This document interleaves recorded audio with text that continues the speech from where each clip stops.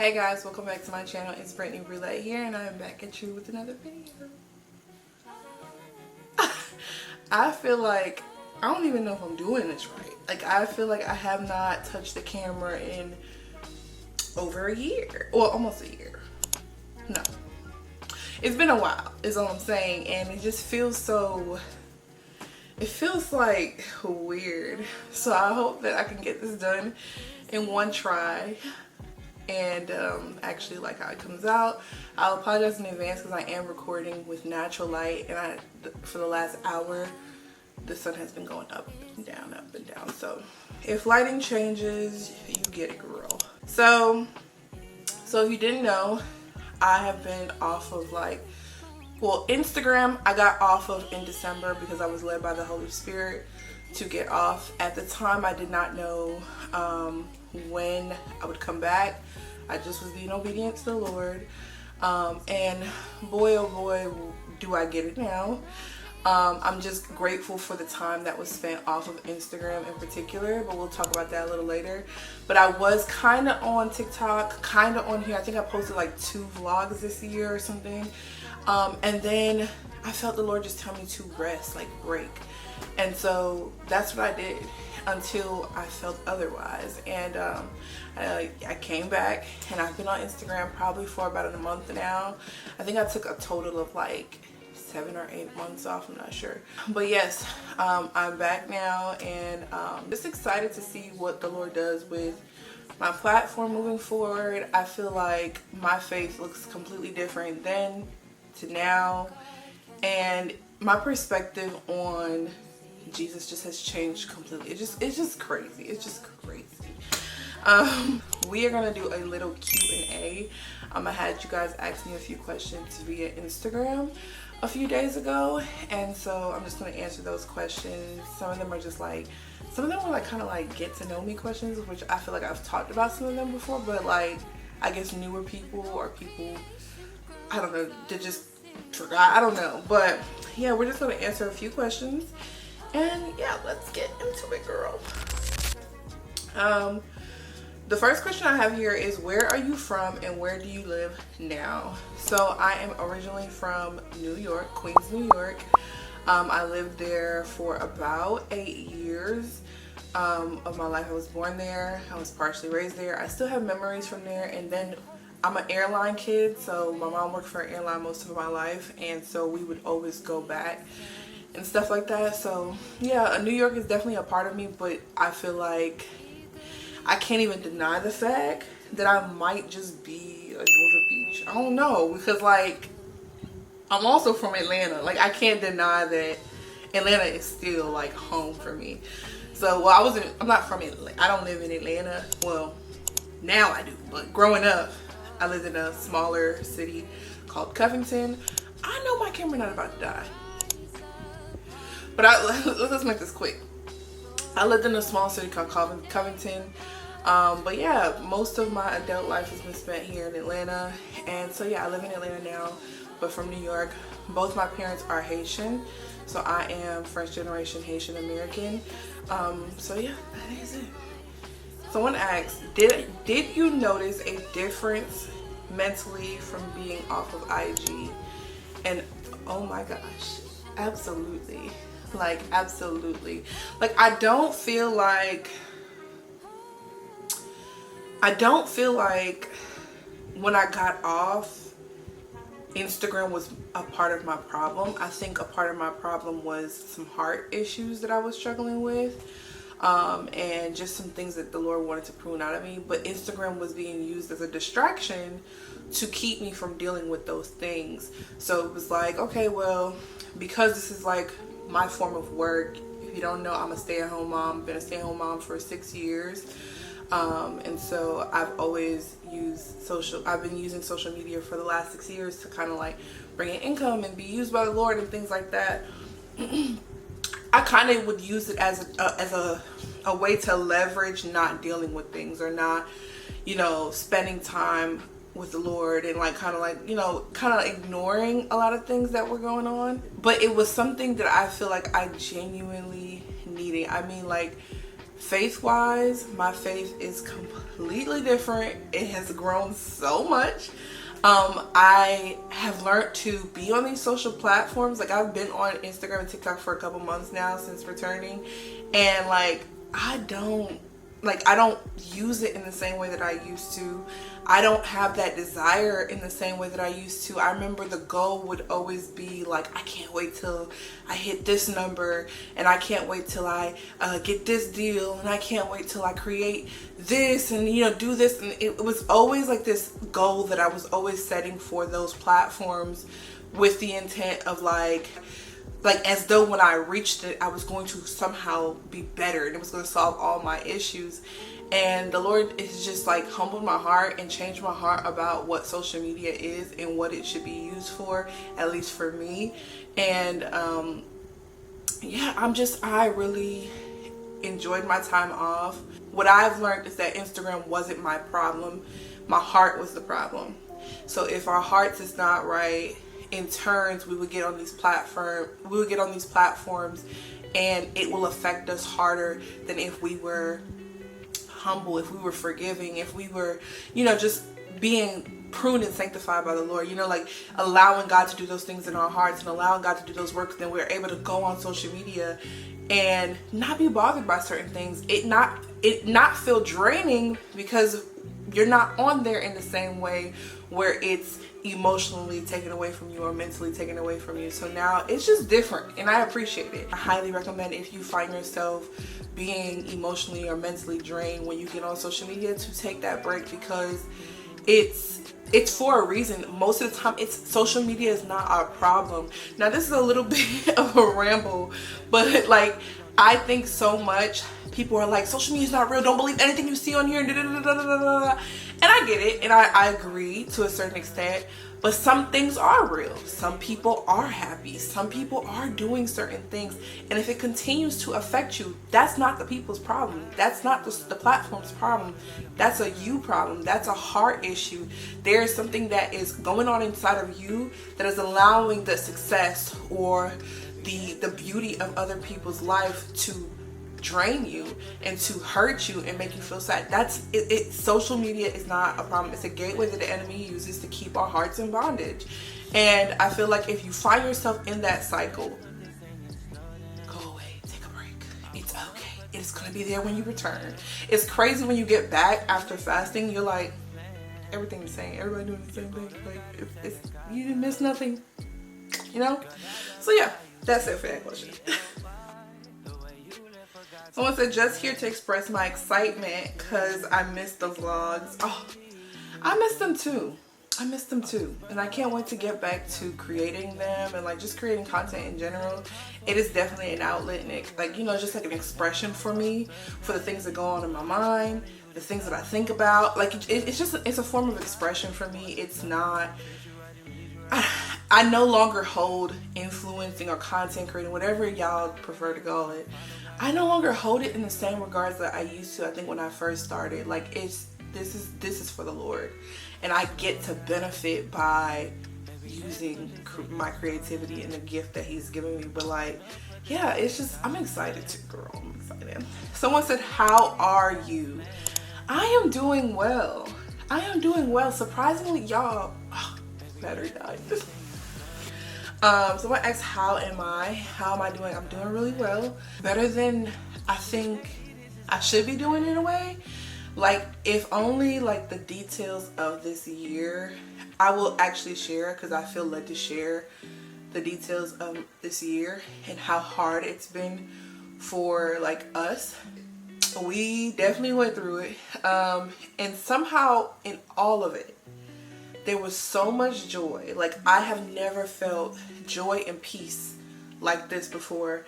And I'm someone who has struggled with depression and things like that in the past, suicidal thoughts in the past, especially like in my younger years, my teenage years to my early marriage year. Like, I have struggled. Beginning mommy is like, I have struggled with depression and anxiety and suicidal thoughts and all these different things. And for this year to hit me in the way that it did, and I'd be like, And what's up? It was like the Lord literally, it's like he prepared me in a way for what I was going to experience. And it was just such a test. Like, he just prepared me in such a way that was just like, I knew when these trials were coming, I had, that this was my chance to show God, like, I trust you. I trust that what I'm going through isn't going to define me. It's what we're going through and what we're experiencing is our reality right now, but it's not going to define me. In months to come, in years to come, it'll be a testament to your greatness and your ability to just heal and redeem and so forth. There's a song by Todd, I can't remember, Todd Dunlap or Gilbert, something like that. And at the end of the song, he begins to speak and give reference to being at a pottery place. And this reference is in an example of who God is and who we are. And you know, we call God the potter, and we're in the hands of the potter.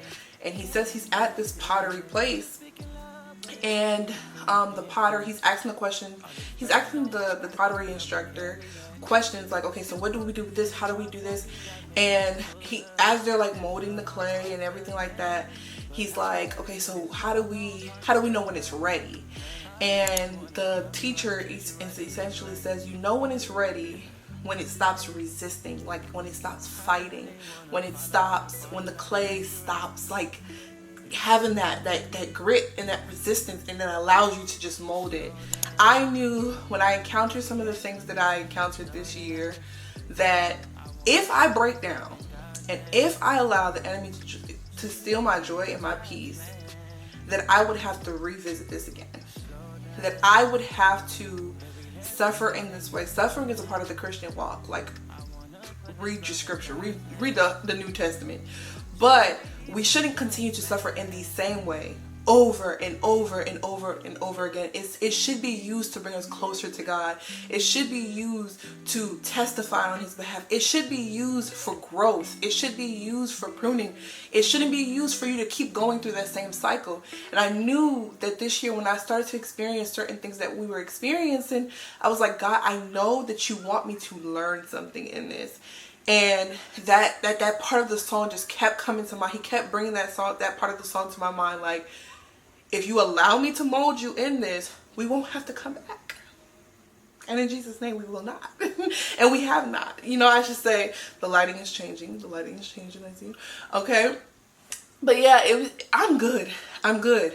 The things I've went through, not so good. But I'm good.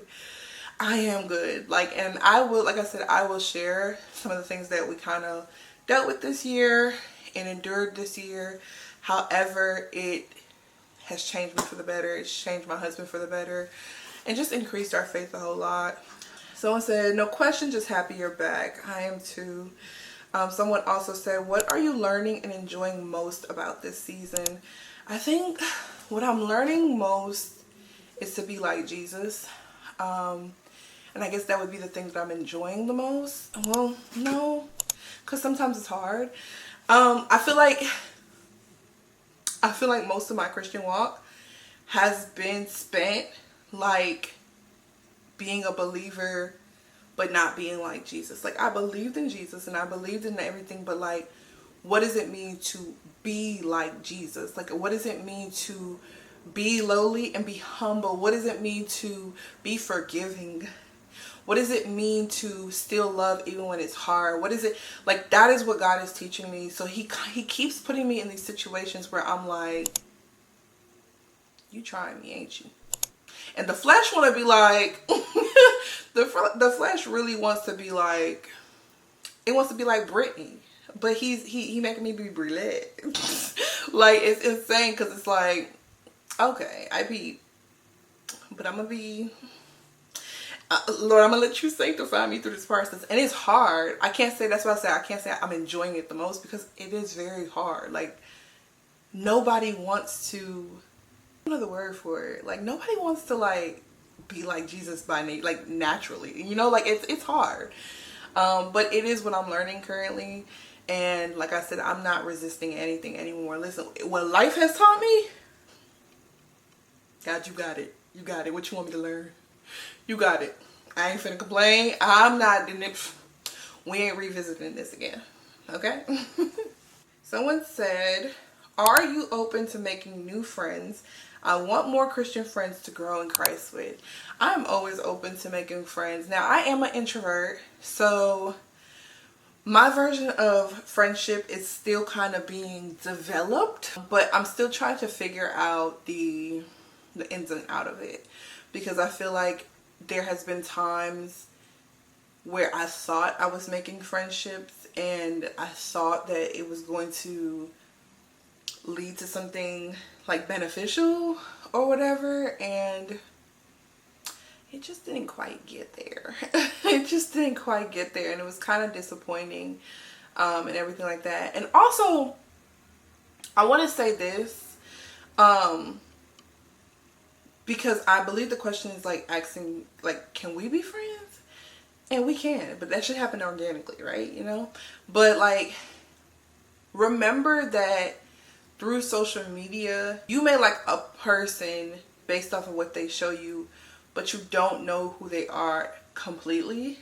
And I think that's where my delay in making friends through social media comes, because I don't want people to be attracted to a version of me that they've seen, and then when we get in person and I'm just me, there's a, I think it's happened to me before where it's like, oh, either, oh, she really does this Christian thing, or it's like, I can't get what I really wanted from this person, so, like, and then it just kind of, it's a whole lot.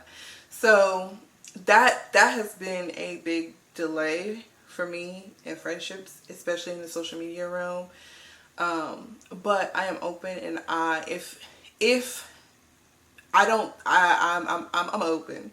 And if anybody is ever wanting to be friends or something like that, like, let it happen. Let it happen organically. I don't know. I am open to friends, but I'm not open to heartbreak, because friendship heartbreak hurts. Okay. That's different. That's a different feeling when you had expectations that you were going to be friends with a person and like, oh, this is going to be great, and then they don't really like you. You know? How is homeschool going? Any new curriculum recommendations? Homeschool is going great. I finally reached the place in homeschooling where I'm enjoying it, meaning like, if you don't know, homeschooling wasn't something that I had kids and I said, my kids are not going to public school. My kids are good. No, babes. I was like, they're going to that drop-off line. I was like, when is pickup? Like, that was what I was ready for. But unfortunately, that's not what the Lord called me or my kids to. And just a brief like story. I felt the Lord telling me to homeschool my daughter. I have my daughter and my son at the time, Royce and Malia at the time, and she was going into preschool, and I felt him telling me to homeschool, and I was like, me? I don't even like school. I ain't go to college, Lord. Like, what you mean? And then I had the pressure of like family, and they're like, no, you need to put her in school, like no homeschool, you know, all these different things. And so I was like, I'm gonna put her in school, like it can't be that bad. And then the Lord just started to show me things and show me more things and more things and more things, which one day maybe we'll talk about. But yeah, as he showed me, I was like, okay, maybe I'm being disobedient and everything. And right when I was like considering just letting her finish out the year and waiting to the next year, her kindergarten year to start or whatever, like I was at this point, I was just considering. COVID happened and it forced us to homeschool anyways. And for years it was hard because I'm like, this responsibility like of having to do this every day, I don't like I want the freedom that I be seeing the girls on Instagram have.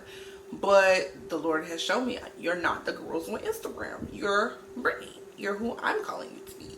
So it's not gonna look like them. Your kids are not gonna look like their kids because I'm calling y'all to something different. And it's hard at first, but I like between last year and this year, I've definitely gotten to a place of like, oh, It's not too bad.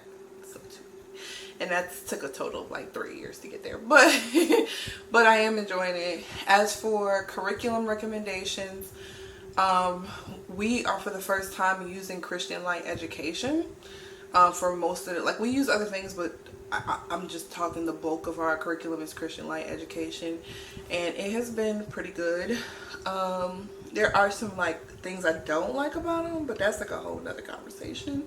But overall, I think the curriculum is amazing. So yeah. Okay, so this question says, I feel guilty anytime I post anything outside of Christian-based content. Do you deal with this? How do you deal with this? I think I've struggled with this before. The Lord has reminded me of several different things, but also I want to share this that I've seen recently on a John Bevere. I want to say John Bevere. He was on a podcast and he said this like about still having passions outside of God. Like God, we try to make God so like finite, like small, as though he doesn't have the capability of using people in every area, every sector. I've even seen sometimes like some Christian content creators come for like the aesthetic Christian content creators. So I guess someone like myself that loves aesthetics and loves like pretty things and stuff, and it's like, you're making it pretty and you're doing this and you're doing that, and it's like, is it because you can't do it? Was that shady? Okay, I'm not gonna say that. But no, nonetheless, like I think that we are limiting God to how he can use us, how he can use the natural passions that he's given us. The scripture that John Bevere, I think, had referenced was Ecclesiastes 12:12, and it says, "My son, beware of anything beyond these. The making of many books, there is no end, and much study is wearisome to the flesh. The end of the matter, all has been heard. Fear God and keep his commandments." So what is his commandments? Like, we know what God is commanding us to do. We have the law, and then we also have what he leaves us in, I believe, Matthew, with, love the Lord your God with all your heart, love your neighbor as you love yourself. And then we even got Matthew 28:19, where it's like, go out and make disciples of all nations. Like, these are the things that the Christian life is called to. Like, we are called to that particular thing, and how we do that particular thing is going to look different, how we go about it, because we're all like, there is still humanity in us. We are all different. We all have different levels of creativity. We have different, we're just different views of life, and so I say, don't feel guilty of having other passions. Like, I don't think that God is like, no, have any other interests, like whether it's, you're on vacation, you want to post a quick little vacation, or maybe you love food and you want to post your restaurants that you go and visit, or whatever the case may be. I don't think that it is going to cause you to be a stumbling block to others. I don't think that it is going to cause you to be outside the will of God, unless the Lord is telling you that in particular. But for me, when I struggle with it, I take it to prayer and I make sure that, God, are you convicting me of posting this? Or is this just the enemy trying to, the enemy trying to steal a connection that I could have with somebody else if I did post this? Because I've had many times where I would post like little things, like, I love my nails. I take interest in posting like little self-care things, perfume, nails, makeup. Haven't done makeup much recently, but like, those are my interests, and I just love those things. And it's not vanity to me, because it's not an idol in my heart. I don't wear makeup every day. I'm not out here sinning to get these things. I'm not out here getting these things with the intention or the heart posture of, I want to be better or anything like this. It's a genuine love for beauty. It's a genuine love for womanhood. Like, I just like that. Like, I just like those things. I like femininity. I like the cleanliness of it. I like, and I mean that inside and out, because those things are, the outside is just a part of femininity, because the world has been tricking us recently. But yeah, I just like those things, and I've been able to connect with people through that, and then it led conversations to Jesus, and it led openness and them being vulnerable with me, like, hey, you know, actually, while we're here, you know. And it's just like the enemy sometimes can try to steal those moments, you know. So if you are feeling guilty posting certain things outside of like Jesus and Christian based content, you should definitely pray about it, because it could be the Lord that's placing that on your heart. But also understand that the enemy will use those things to like block you from sharing your humanity, to kind of block the opportunity to have deeper conversations with another believer and so forth, you know. But that's really all the questions I have. I don't want to ramble. I don't want this to be too long. It's probably still gonna be long. But yeah, we are back. I would really appreciate any like content recommendations. I'm always open to like seeing them and picking if I want to do them or not. But yeah, your girl's back. I'm just in shock that I even got through this video, because I've been pushing it back for a minute. But no longer doing that. Bible studies with Brittany will be back. Somebody asked me that too. What happened to Bible studies with Brittany? It will be back. I put Carter down for a nap before I started this video. No, it's me. Oh, what? Oh, I thought Sissy was here. Go find her. Where's she at? She, Then go check her room and bathroom.